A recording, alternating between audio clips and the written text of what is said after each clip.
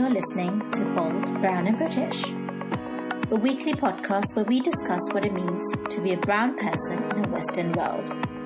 We've spoken about colorism, third culture identity and dating amongst many others on this podcast. So if this sounds like the type of content that you want to hear, please subscribe to us on Apple Podcast, iTunes, Stitcher or wherever you get your podcasts from.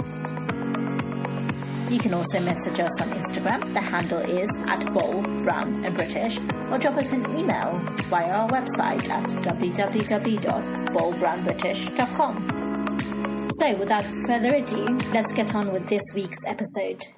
Hi and welcome to another episode of Bold Brown British, the podcast that celebrates the richness of diverse voices and explores the bold narratives that go unnoticed often.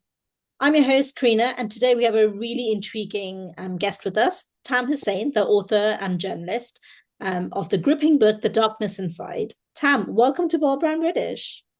Thank you very much for having me. I'm really privileged to be on. Thank you. I'd say it's the other way around. But before we delve into the darkness within your book, let's shed some light on your journey. Can you share a little bit about your kind of background and what inspired you to start writing a novel as opposed to kind of journalism? Okay, so my background is I'm of Bengali descent. I'm actually born and raised in Sweden. I came to the UK when I was 11 years old. I grew up in Stockholm. But my family has been here. They're probably one of the earliest settlers from 1919. You know, they were, they were involved in Muslim League, All India League, they knew Jinnah, or, they were involved with all of that stuff, all the way up until now. So my family's been involved with all of that stuff in the UK, for over 100 years. So we have kind of, in a way, I'm from here in that way. Yeah. And I became a journalist. Most of my 20s I spent in the Middle East. I came back to do a master's, and I was married at the time, and obviously with the war going on in Syria, I was living in Syria. The war broke out, and in a way, I did some journalism in Syria and in the Middle East. So when the Arab Spring broke out, I in a way I took advantage of that mess. And I covered a lot of those stories, including inside Syria, Tunisia, all of these hotspots. I lived in Egypt as well, so I knew the Middle East quite well, and I still go in and out of the Middle East. So that's really how I got into journalism, and especially like the investigative aspect. I kind of discovered that about myself, in the sense that I worked with a colleague who used to be a debt collector. And because she had she was a debt collector, she knew how to really find, that granny that wants to get like £5 off her or something like that. So she really taught me how to be a very good investigator. And then from there, I found that that's really my knack, and that's actually my title now, as an investigator. And yeah, that's how I got into it. And I've been doing this for about nearly over a decade now, working with ITV and also with New Lines and other magazines. So yeah, that's my background with regards to journalism. As for writing, as for creative writing, I've always wanted to be that. I went to the Middle East actually to be a writer. I actually decided to be a writer very early on, and I remember meeting a woman, an agent. Obviously, we were quite arrogant in those days, and I said to her, "Look, listen, I'm going to be the next Dostoevsky, basically." And she says, "Well, that's good, but you should really, you have a lot of writers that got good form, and you still have that. I look at some writing, and it's very beautiful, but what they lack sometimes is experience." Because you can be very young and write beautifully, but you don't have that experience into human nature. Right. So she said, you need to live. And so those 20s, that decade was basically spent experiencing things and reading lots and learning. And that's what I did. I cut my teeth in the Middle East.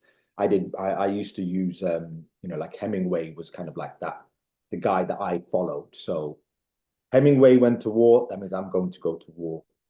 So I did all of those things. I'm going to do all of those things because to learn about, well, how does it feel? How does it feel to be in war? How does it feel to be this? And how does it feel to do all of those things? So I really tried to, I suppose, push the boundaries of what of human experience in a way, internal human experience, what that means, and so on. So I tried to do that in my 20s, and I feel that especially with creative writing, when I was writing that helped me a lot. With regard to Darkness Inside, the issue here was I had actually, because I'd covered a lot of the last decade, you had a lot of jihadists going over to fight in ISIS and so forth. What the issue was the terror laws that really gave us journalists a lot of problems, especially me. I had a lot of problems with regards to breaking stories. So I had wanted to write a book on some of these figures, but I couldn't because publishers were very worried about coming after the material. So I thought, okay, let me tell a very true story in fiction. And that's why I wrote Darkness Inside, which I believe is a very authentic, plausible story. And even that comes down to me having proposed this to a film producer, and he had said something so nonsensical, so implausible. I just thought you don't have a clue. You don't have a clue. And it's like, oh, what if Jihadi John came back? And that's how he was. I'm like, no, it's not going to work. That's not how it works. So I thought I'm going to write a story because I'd worked on Peter Kuzminski's film on the state. And I did a lot of the kind of like the footwork and field work on that. So it was an authentic depiction. So I thought, but I'm going to show you how it's done in the sense that this is even more authentic. This is how, if people were to come back, this is how it would be. So I wrote that in that authentic sense, having interviewed all of these people, which couldn't be made into a fiction book. So I made that into, a non-fiction book. I made that into a fiction book. So that's how that came about. So a lot of that is actually for example, the hospital aspect, that's very real. Because that was based on interviews. Right. You see. So as a result, I wrote that, but also, and actually, it is now being developed into a film. That's amazing. So it's been optioned. It's now in the cards for actually being made into a film. And in fact, again, I'm rambling, but I thought I'd just say like what even the story with this was initially people thought, oh, it's not going to sell, it's not going to pick up, but it did. It did because I knew Orion, all of these people thought it was a good piece of writing. I knew that I had a good product, so I decided that I'm going to do this on my own, and I'm glad because now I've on the other books I've written, I made more money, let's say, on that story than on the other ones that I'd gone with with other publishers. So in that way, I'm really happy, I'm happy with the product and so on. And it's actually coming out by Vellum. Again, it's going to have a reprint by Vellum next year. That's amazing. I think it's such a powerful theme, that theme of kind of connection and experience and kind of through storytelling. For our listeners that are eager to pick up the book but haven't yet, can you give us a brief synopsis without giving kind of too much away? Okay, so the whole story, it starts off, again, I've worked with Knife Crime, do a lot of volunteering with Knife Crime, so I've worked with Knife Crime, and it starts off with a killing in Croydon, a stabbing in Croydon. And it's set against the backdrop of what Sadiq Khan doing and all of this kind of stuff, about the stabbing that's going on in London. So ostensibly that's what it is. And you've got a character, a journalist, who thinks, okay, yeah, he feels he's kind of suppressed.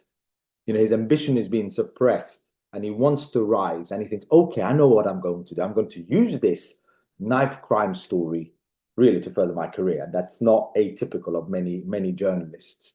And we're going to do a big splash on it and actually develop. But as he starts digging into the story, he realizes that it's not your ordinary stabbing, right? It is actually an execution that goes on that goes all the way back to Syria. So the story of this is like a murder mystery that goes back to Syria, and it turns out to be between, this person was killed due to, rivalries in Syria, and how that plays out. So that's the story, that's the plot of that, and it's kind of what it deals with. The themes that it deals with are, of course, media. It deals with what happens to men that come back from war, because war is it is probably the most exciting experience that a human being can have.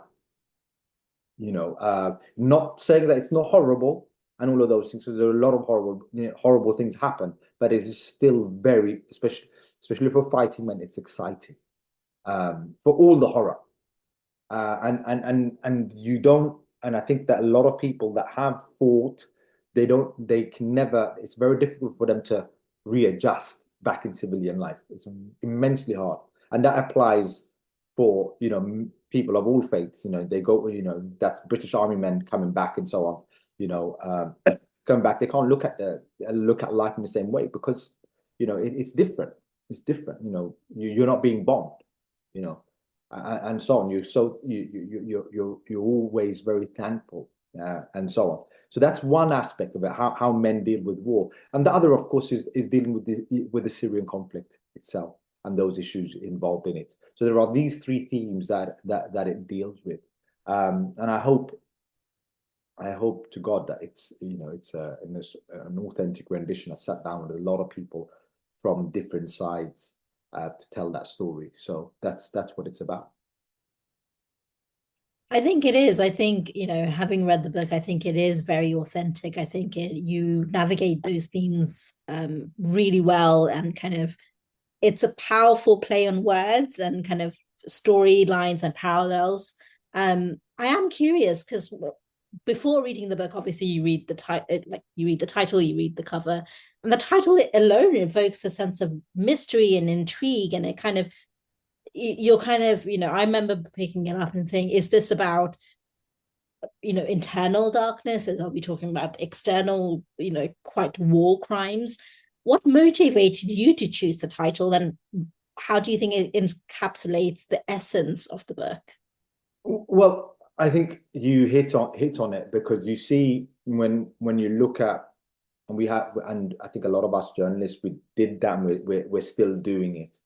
And we're not aware of our own darkness. So when we look at, these bogeymen, these characters that are doing, ostensibly horrible things, and they are doing horrible things, let's say, on the outside, and so on. What we don't realize is, what about, for example, as a journalist, the amount of dark things that you're doing. What about all of those, all of those things that you had to do to get that story? What about that secret wish that you think, oh, if there was a war in Ukraine, wouldn't that be amazing as a story? I mean, imagine that, what you as a human being are wishing for. Yeah, for your own it's so career. interesting, isn't it? Because you don't think about that side. You don't think about, what does it mean to wish that somebody, because it's do you see? humans. I mean, it's just a story. Or sometimes, how you might in order to get the story, the things, that person may have lost someone, and and you're doing, you're trying to tell that story, and they've lost someone, and that story comes out, and then you're high-fiving your mate, like, yeah, that's a great story. That's just a story. It's not. So who's darker? Who's got that darkness? Yeah. You see what I mean? So this is really, it's an exploration of the soul. So that's one of the reasons, I wanted the person to leave that book thinking, okay, right, those guys were the bad guys in Syria, but hang on a second. What about what's inside here? Because I find, I find journalists, and I include myself in this, we have an ability to impose our, like we are the moral arbiters almost, but I just feel, like we have this, that we uphold, we're the fourth estate, we uphold democracy and so on. It gives us a certain sort of entitlement. We're no better, we're no better. And I think that's kind of the idea that it was about. It's really looking at the fourth estate as well. So that's why I call it Darkness Inside, Do you think that was like the most challenging part of bringing this story to life, this kind of battling of guilt and kind of soul, or was there something else? And if so, how did you overcome it? You mean for myself, or Yeah, you for mean yourself, or in terms of look, your writing process? I actually, I think one of the point of this book was precisely that. I wanted to deal with that. I wanted to actually hold that mirror up and say, hang on, look at yourself. So I feel in that I hope I've succeeded to an extent. So that there was no issue, and that's probably why the protagonist, especially a lot of women have said, I don't like Sid. Sid's very unlikable. People suggest maybe give him some sort of redeemable quality, and so on. Just do that. But I didn't want to. I didn't want to give him that quality. Same thing when I look at, let's say, Martha. A lot of Martha comes across a bit, but what people don't understand, and she has that. So every single character has got someone there apart from one who's the conscience, whose role is kind of to be a conscience, but then he gets, and so on, as I said, look, isn't that what we're supposed to be? But then he gets pushed out. Do you see what I mean? So the whole thing is, yes, whilst we're looking at these conflicts outside, and look how bad they are, look at this and look at that, whether that is at this moment in time, whether you look at the conflicts going in Gaza and so on and so forth. But I wonder, even a lot of the stuff that when we are projecting, when we are looking at these conflicts, how much of that is us, even whether that is a like or RT? Is that you're doing this for yourself, or is it for them, or what is it for? Yeah, I think and it might be something about you. It might have got it's got nothing to do with that. It's just about, maybe it's about you, and it's not about you. I think in the media, a lot of people, we find this. You made this story about you, and it's not about you. Yeah, and how do you navigate that? How do you navigate the cultural nuances with wanting to be authentic representation in your storytelling? Look, one of the story, I actually thought to myself, I think that what you see in those characters are not what you find. I think it annoys the hell out of me when you read characters that are just in stock characters that, okay, it's almost like we're ticking a diversity box or something like that. There's no, like, you think this is an unrealistic character. You don't think that this character would exist, right? But you made that into this because you think, yeah, this is what the market wants. This is what the mum's net reader wants, right? But that person doesn't exist. And I think all my characters there are authentic, like whether that is a Pakistani character, whether that is, they're authentic. You can find some of those people and say, yeah, I know people like that. Do you see what I mean? Sid, I know people like that. Same time, I know people who are like Abbas, and so on, or a doctor, or whoever it is.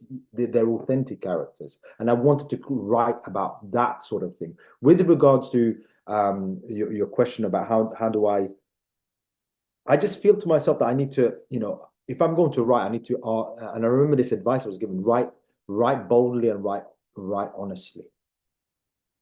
And screw everyone else. And I realized with this book, that's what it was, because a lot of people, I felt, was like, oh yeah, why no one's gonna read this book, because it's almost like, because it struck me, it made me understand their demographic almost is kind of, and I use the mum's net reader, kind of like 30, to a certain age, as if anyone outside of that doesn't read, and I remember reading a biography on Bruce Lee. Bruce Lee And Bruce Lee had been, and not that I want to compare myself to Bruce Lee, but here, Bruce Lee, what happened? Bruce Lee had he'd been knocking on Hollywood, and he was immensely talented, character. He was a writer, actor and so on. He couldn't get into Hollywood because at that time, there was prejudice against, Oriental Chinese people. So he said, you know what I'm going to do? I'm going to go to Hong Kong. And he made a film that's, was a box office hit, and then Hollywood came knocking. And in a way, I kind of feel that that's what, whatever happened, I've won, because I've kind of proved it wrong. That there are people outside of the mum's net generation or the demographic that will read my book. Do you see? Yeah, and I think you kind of started alluding to it. Firstly, I love that. I love that you're kind of like, it starts off from the point of what are the books that I would want to read? That's not, that isn't authentic, that is talking to people that I could imagine, whether I like them or not, it doesn't matter. Exactly. They're real people, but I guess, and kind of carrying on from that, how do you think that your book kind of contributes to the broader literary landscape? You started talking about the kind of mum's network and kind of why this obviously is not, but we're looking at that wider landscape. How do you think, or what do you think the value is? I think that, firstly, I mean, my work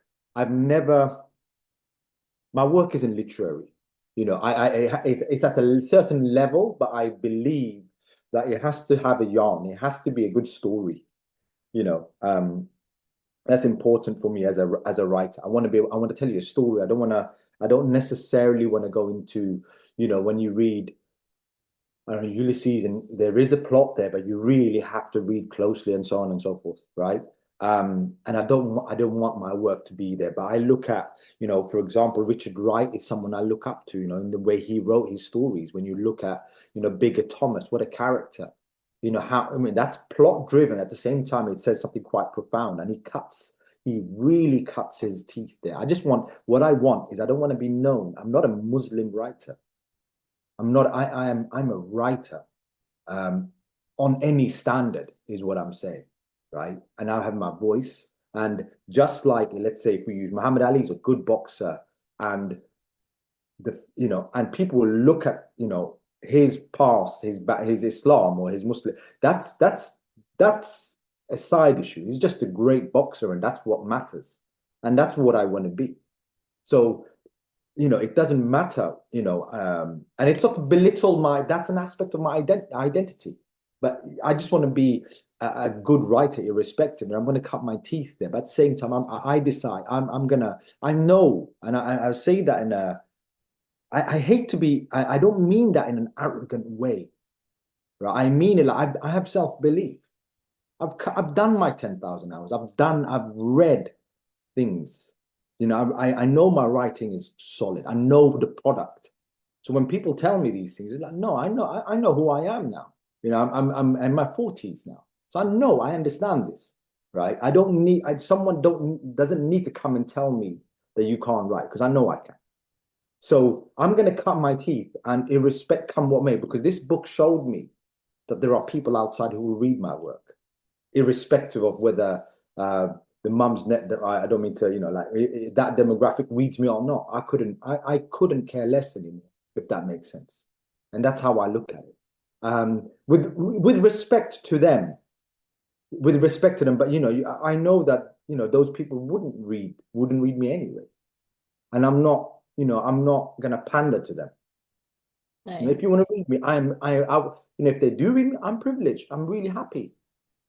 But I've always, whenever I used to read the greats, it's like, okay, where's my voice? Like, I used to love Richard Wright. I used to like a lot of the Afro-American writers. I used to really love reading Invisible Man and so on and so forth. I used to love that, and Russian masters. But always I was looking for that voice. I didn't find it in the South Asian writers. Desai, it just didn't chime with me. I wanted the London voice. I agree with it. I think it is. I think it's improving, but it's still missing. Greatly, because there isn't that lack of a better word, representation, really, as much I as mean, you'd like, outside of the where I think we have dealt greatly, and it's improved in the last 3 years, is that South Asian romance yes, genre. A lot of people are talking about arranged yeah, marriages and talking about yeah, kind of the rishta process, but yeah, outside of that, there's still a gap of, well, not everybody, well, not everyone's life is like that, not everyone's yeah. journey is like that. So where are the everybody else that isn't like that? And Um, and and and I also feel kind of like it's apologetic, because again, it's pandering to a readership that an established readership. And I think to myself, now with publishing, really there are different ways of publishing, which means you can reach an audience.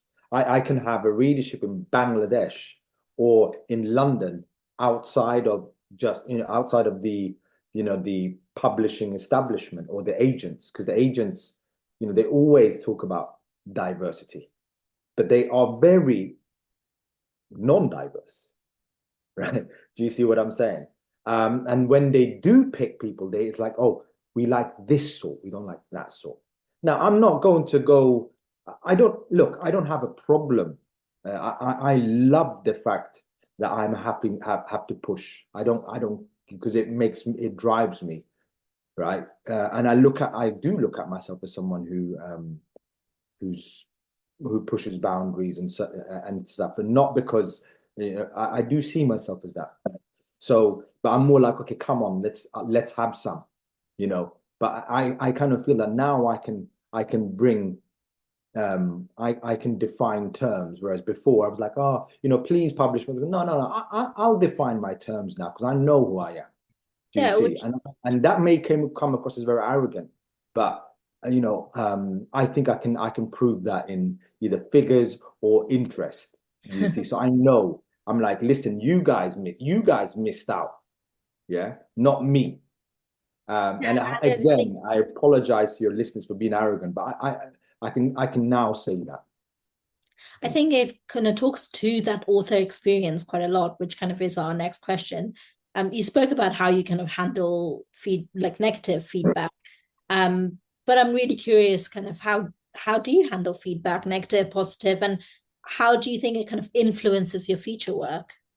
So, with regards to negative feedback, if it's constructive, I'll take it. But at the same time, I also realize that, in the early days, I've written plenty of novels. There are some novels that are just lying there that you had to write out the rubbish, right? And I am happy if you have read that and you give me constructive feedback, and even you're not persuaded by it. I am happy for that.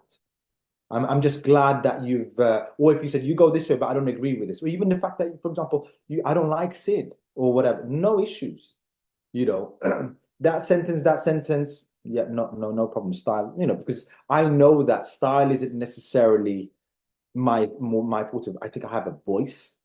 I can tell a story. I have my own voice, and I know that voice, and that's what part of that is. Part of that story is about voice, and you go through a writing journey where you have a voice, and my voice is distinct, and that had to be developed, right? And that comes from reading and writing and absorbing. But at the same time, I know that if you came and told me about style and you need to do this, you need to do that, or you need to look at that, I have no problem. I'll take that on board, because it's not about being arrogant about your work. It's about polishing that work. It's about making that work better. And I always want to improve, because as a writer, you have to. And I know that you always look at, writers that you aspire to, and you look at, wow, what a beautiful sentence, what a beautiful, and so on. And you realize maybe that's not your forte, but that's okay. But at the same time, you realize, okay, why don't you like it? Okay, I'm going to reject that. You can turn. So when I looked at the feedback, for example, on the book, it was from all of these people. So I'm like, so why are we signing? If there's silence, oh, I know why. Because you think it's not going to sell. You don't believe in the work. And that's something I can reject. Yeah. Because if you're telling me, if Orion, Harper, Hodder, all of these people are saying these things to me, then I think I've got a good product. I Do you agree. And see? again, Yeah, it's that you don't have to agree with it, but yeah. Do you you have see? to, I think good writing, whether that be journalism, whether that be a novel, Yeah, should evoke an emotion. And whatever emotion that is, if that is not intended, but if that is the yeah, emotion that has evoked, that's okay. yeah. It doesn't need to be. And I think again, I think that because I've been recognized for my writing, my work, whether that is journalism or like I was nominated for the Orwell Prize twice. So it's not like something like, oh yeah, mate, yeah, you're hang on a second, I know who I am, mate, yeah. So I can turn around and say, hang on a second, right? You may say that, but I think I've proven my writing. So all of these things I take into account. So I will take on the criticism, but I think now at a certain age I can say, okay, thank you for your criticism, but I think I'm just going to carry on or jog on, mate. Or no, I'm going to take that on. Why do you say that? Tell me how I can improve. There's all of these things. Whereas before, when you're in your early 20s, you're really beholden to the reader, not so much now. It's like, okay, who it's much. I think part of it is age. When uh, when you're 35 or 30, you're very confident about your opinion, but actually you have no clue. Yeah. But because physically and intellectually you have matured from your 20s. 20s, you're in your early 30s, and when you meet 30-year-olds, you see them, they're very sure of themselves. Whereas when it comes to your 40s, I think mortality comes closer, your things aren't working properly, so you start having a lot more doubt, within yourself. And also you get to know what you like and what you don't like, and you get more like, okay, no, this is valid, this isn't valid. You learn that, because that's I suppose part of your journey, is to know yourself, and also to distinguish, to develop judgment. So I think at this time when people give me criticism, it's not sensitive. I'm not like sensitive. I'm like, hang on, okay, let me listen to that. That's interesting. Let me take that on board. Yes, I'm going to do it. Other one, like, no, I don't accept that because of X, Y, and Z. Why do you say that? And so on. So that's how I deal with it. And so criticism is good, but there is a condition, and I always want to improve, because I'm not a complete, you're never complete as a writer. You can always look at a piece of work and I should have improved it that way. I think it's a really good point that you raised around why shouldn't our voice. I think we as South Asians often do kind of become a bit meek in Yeah, becoming confident in the fact that we do have a voice. And yeah, even if the non-South Asians and yeah, people of color don't agree with it, suddenly that is not valid. I think yeah. that narrative needs to change, and I think you're doing a great job in And managing. I think that within the South Asian community, there's no self-belief. Why should you not believe in your work? You Yeah, know, and I realize that is that you need to believe in your work. And I actually think to myself, there's a beautiful. I remember I always say this to myself, like in Arabic, and I don't mean to bring in religion here, but I love this word. In Arabic, the word, one of the aspects of God is mu'min, which means believer. It always stuck with me, because it didn't make sense to me why God would be mu'min, the believer, because as a Muslim or whatever, you're the mu'min, you're the believer or whatever. So how is it that God can be a believer? But so it struck me when one time I was writing, I'm like, oh, this is awful. I'm just going to give it up. I'm just going to give up. You go through these phases, and I remember, and it just something came in my heart. It says, but and that's when when no one else believes in you, God believes in you. that's so beautiful. Do you understand what I mean? And Yeah, that's what it is. That's why he's called that. And that's why I believe in it. That's why when I said to that woman, I'm going to be the next Dostoevsky, it's not because it's mega. You need to have almost that megalomania, that you can think that big, that you're willing to do that. Because if you don't, even if you become like a toenail of Dostoevsky, that you've achieved something, no? But you need to go for that. You need to achieve that, and Yeah, that's for the the aim. stars. Yeah. Do you think that would be your advice to kind of any budding writers or authors out there, that the sentiment around just believe in yourself, believe that you will make it, you'll get there, it will What land. you need to do, belief must come with work. If you say, yeah, if you think you have this manifest destiny that this is going to happen, if you don't put the work in, right, forget about it. So you need to be out in the rain, like a tree. It's the seed is in the soil, and it rains and it comes. But if you're not in the soil, and if you're not willing to catch the rain, then that's it. So you need to do that work. So there's no point in believing that things are going to open for you if you don't do the work. Look, I'm up around 4:30, and I'll do that work. And you need to do that work. I believe that those 20s, a lot of my friends, of course, they went to the city, they did well for themselves, and I took a different route that way. But I feel to myself that I've seen things and experienced things that, few, and learned languages and all this kind of stuff that's invaluable, that's now paid dividends. And that helps me with my writing. And you need to put that work in. If you're serious about anything, then you need to put that work in. That's the whole thing. You need to put the work in. So, believe in yourself. But at the same time, if you don't do the work, and that's what it is. And frankly speaking, whilst you should have that, at the same time, look, also accept, that sometimes things don't open, things don't work. And that's what it is. And it's also being comfortable with those things.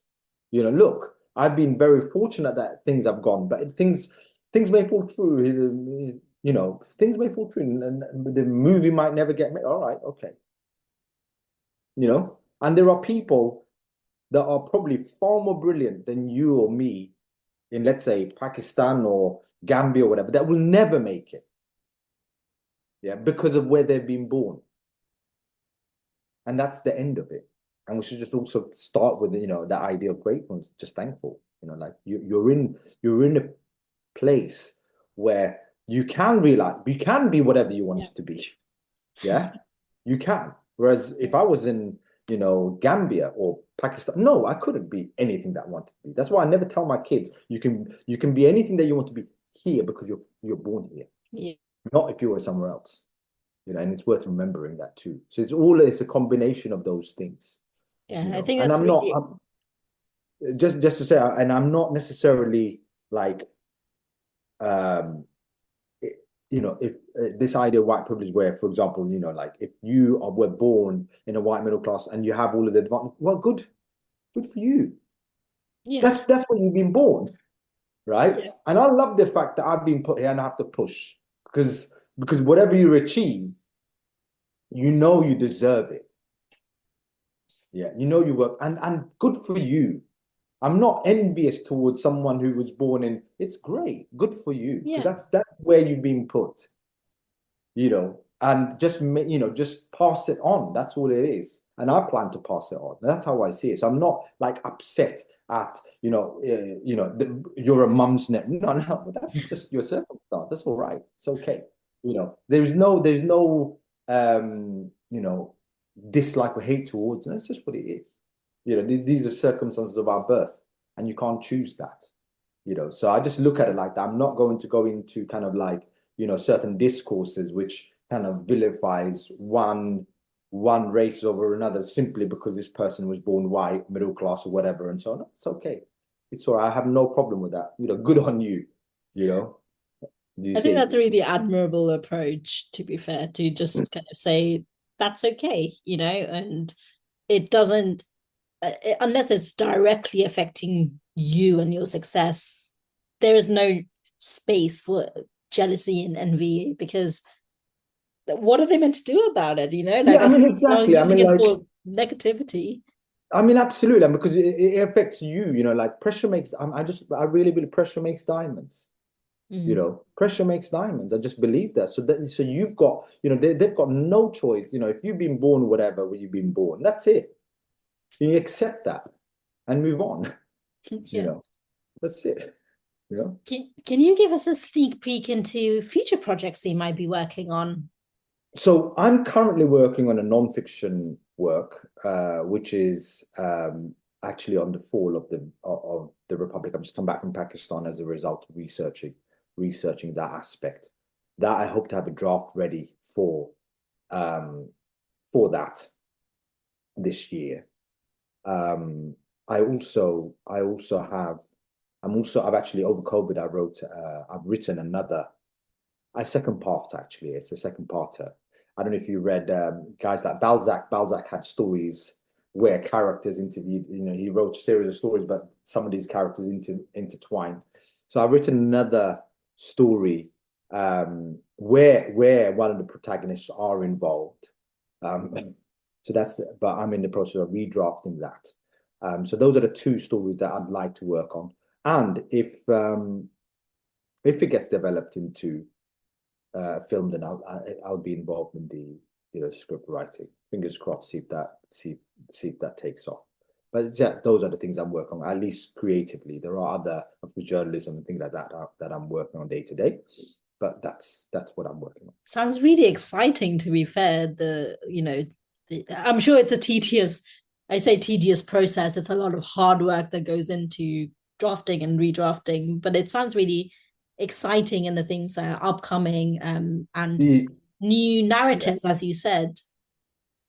I think the hard part of writing is probably redrafting. Mm-hmm. That is the hard part, because you can pump out. I mean, I'm quite disciplined, quite a fast writer. I kind of, what I do, I hew out. My writing method is, I'll hew something out. So it's like a chunk. I've got an outline of a shape of a stone. So they have the outline, and then the hard bit is then the chiseling. Yeah. And that takes a long time to when you look at a piece of work and think, okay, I'm happy with that. No, I'm semi-happy, where I'm willing to give that. And that's why I appreciate criticism, because you've got a good critic, and he or she will make your work amazing. I used to, I think, for example, my wife, she's got a great nose for a story. So I usually used to be that I would just give the story to my wife, and she would read that after I've done all the work. And when she said, yeah, that's it, and I know, right? Whereas now, as I got older, I'm like, okay, no, I know this is solid. So I didn't give it to her because I was confident, no, it's good. I know it's good. And actually, after she read it afterwards, and she goes, "Is there going to be a second part?" I was like, "Yes, that works." That's amazing. You're going to write. So I knew then where I'd come. But having a critic, or having someone to come and say, "No, that's a bit too controversial."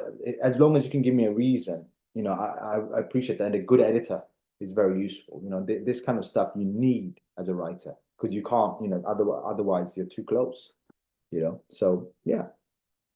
Tam, it's been an absolute pleasure having you on the podcast. Thank you so much for sharing your insights and kind of taking us into the depths of not just the darkness inside the book, but your writing process and kind of the motivations and narratives that kind of surround that I don't think we often get to talk about. And it's been short. I feel like I could kind of chat about some of these narratives from hours more, but I don't think anyone wants to listen to a 5-hour podcast. That's unfortunately. Thank you very much for having me. I've gone on. I know I've gone on, but thank you. Sometimes later on I think to myself, oh my God, I've gone off on one. But apologies if I did. Okay, thank you. And to our listeners, make sure you grab a copy of Tam's book, Darkness Inside.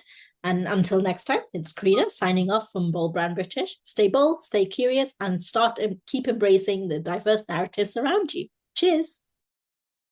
Oh, Mikey, you made it till the end. I'm so happy. Well, listen, if you enjoyed what you heard and you want to hear more, subscribe to the podcast on, wherever you are listening to this. We are on Apple, Spotify, Stitcher, Deezer, TuneIn, Alexa, you name it. we're there. So make sure you subscribe so you don't miss out on an episode. We also are on Instagram, which houses loads of behind the scenes audio snippets, polls, memes, and ways for you to get involved. So go follow us on Bold, Brown and British. That's the handle. And until next time, keep safe, my wonderful samosas.